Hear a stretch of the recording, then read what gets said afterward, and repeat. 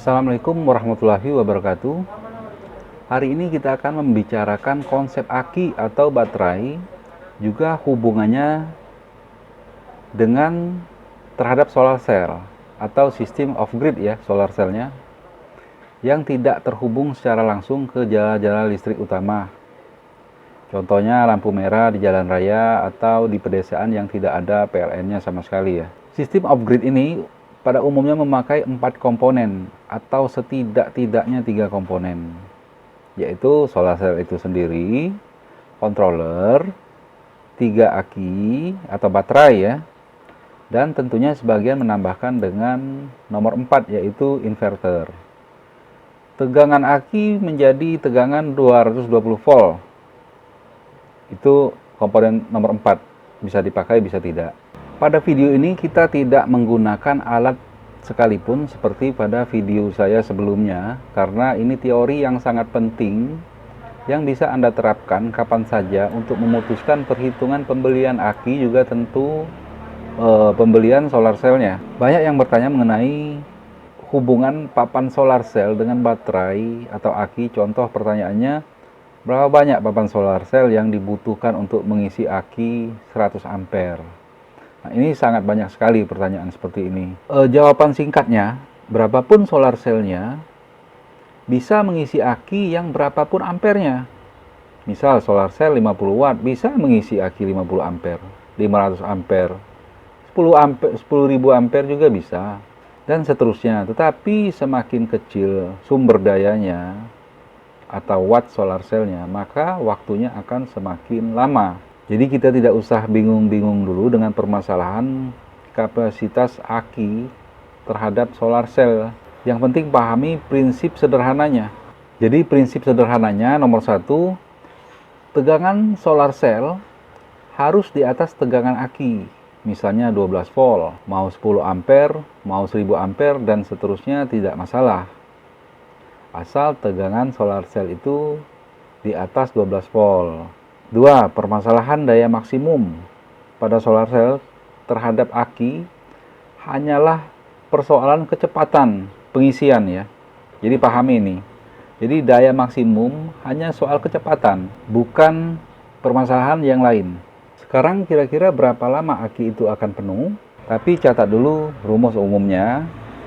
Untuk mengetahui daya atau watt, artinya kita butuh tegangan, nilai tegangan volt dikali arus atau ampere. Contohnya 12 volt dikali 100 ampere sama dengan 1200 watt. Untuk mengetahui arus atau ampere, kita butuh watt dibagi tegangan. Contoh 1000 watt dibagi 12 volt sama dengan 83 ampere ya. Tegangan, untuk mengetahui tegangan, kita butuh watt daya dibagi arus. Contoh 1000 watt dibagi 83,3 ampere tadi akan didapatin angka sekitar 12. Artinya 12 volt ya. Sekarang aki 12 volt 100 ampere, kita lakukan cara berhitung yang paling standarnya saja. Banyak perhitungannya yang rumit, tapi ini tidak akan, selisihnya tidak akan banyak lagi. Rumus ini rumus yang amannya. Contoh, aki 12 volt 100 ampere, kita lakukan cara berhitung yang paling standarnya saja, walaupun sedikit berbeda, tetapi tidak masalah.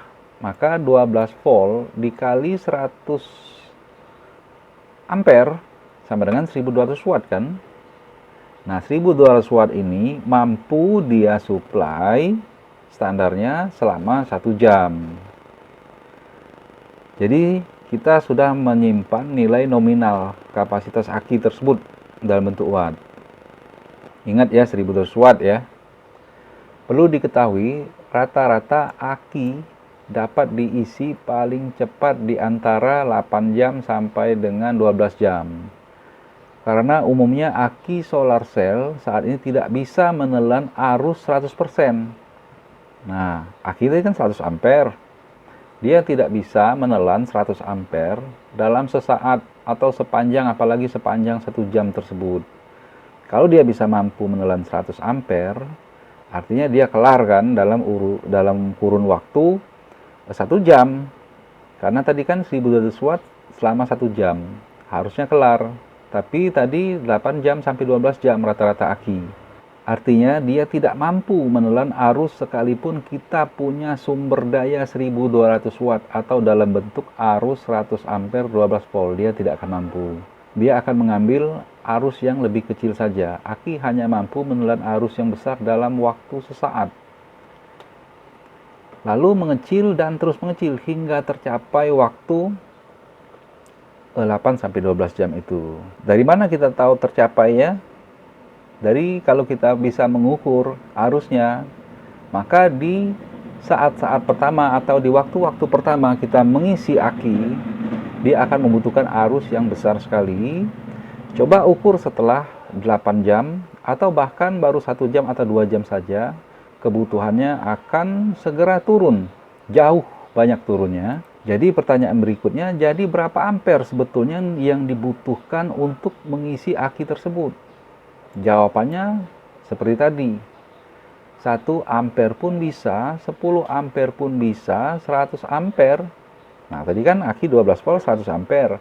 Nah, kalau kita punya kemampuan mengisi dengan arus 100 ampere, jawabannya berlebih-lebihan. Karena kebutuhan arus yang besar hanya dibutuhkan dalam waktu sesaat. Tetapi sistem arus yang besar ini tidak merusak aki. Ketersediaan ampere yang tinggi, contoh aki 12 volt 100 ampere, lalu kita mempunyai sistem dari solar cell atau dari apapun itu, baik dari sumber dari PLN yang mampu menyuplai 12 volt 10.000 ampere misalnya. Maka walaupun ampernya besar, sistemnya tidak merusak aki tersebut karena aki hanya memakan sesuai kemampuannya saja.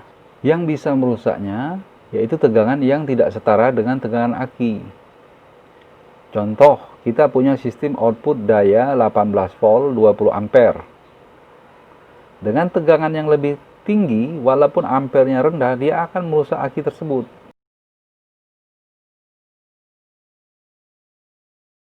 Selama pada pencatatan atau dalam percobaan saya, ia paling mengambil di 40 ampere atau bahkan 30 ampere hanya dalam waktu beberapa menit. Setelah itu kebutuhannya terus menurun sampai hingga menjadi penuh 8-12 jam tadi, menjadi 1200 watt. Jadi pada mode ini kita bisa mempraktekkan merakit pengawatan umum solar cell mulai dari kecil dulu jika kita ragu. Misal kita sudah menetapkan akan menggunakan kebutuhan total 1200 watt. Jika kita ragu, tentunya kita sudah mempunyai nilai aman dalam memilih. Contohnya, kita mempunyai aki 12 volt 100 ampere 1200 watt. Kita bisa memulainya dengan membeli solar cell 100 watt atau 50 watt saja untuk sistem 12 volt tapi. Contohnya, papan solar cell dengan nominal 100 watt yang umumnya di belakangnya ada tulisan di bawah 20 volt. Nah, itu misalnya 18 volt. Nah, 18 volt itu bukan untuk diinputkan ke aki, enggak. Tapi dia akan diinputkan ke controller yang akan mengeluarkan atau mempunyai sistem output. Jadi mengeluarkan atau output ke aki 12 volt, bukan 24 volt. Contoh yang paling sederhana,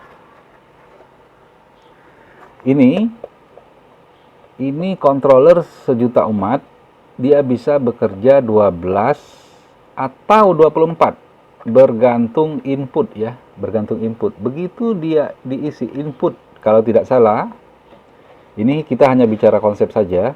Kalau tidak salah, jika dia diisikan, dipasangkan dengan solar cell di bawah 18 volt, maka dia akan otomatis bekerja untuk aki 12 volt.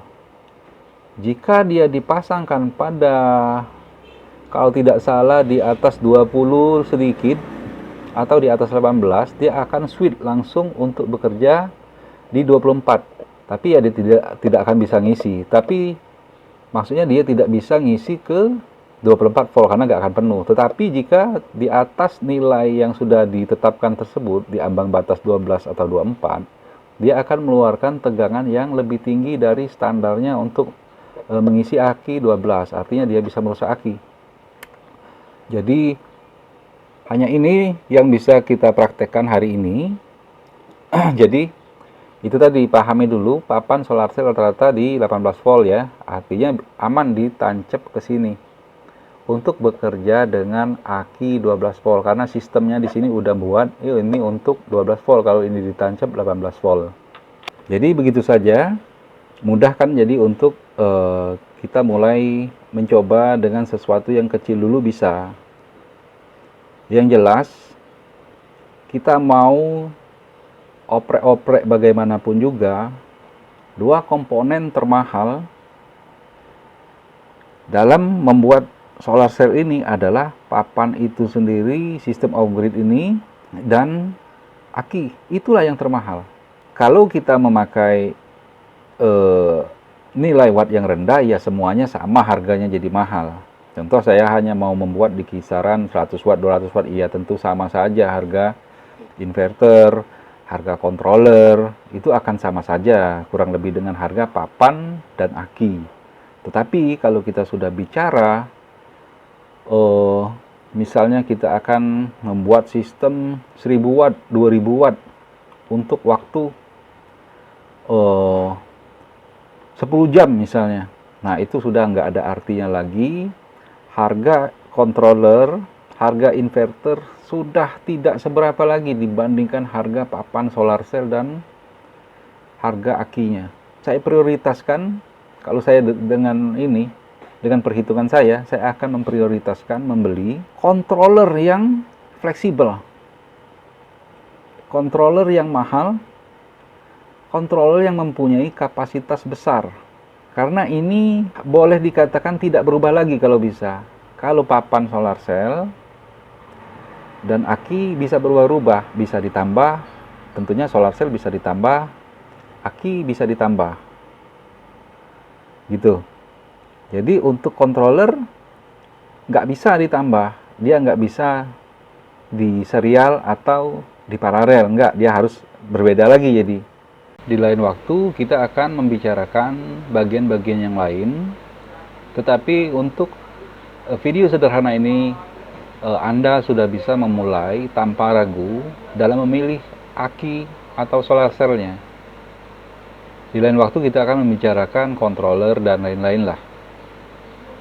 Apa yang saya maksudkan controller yang fleksibel.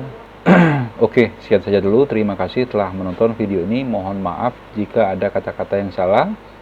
Assalamualaikum warahmatullahi wabarakatuh.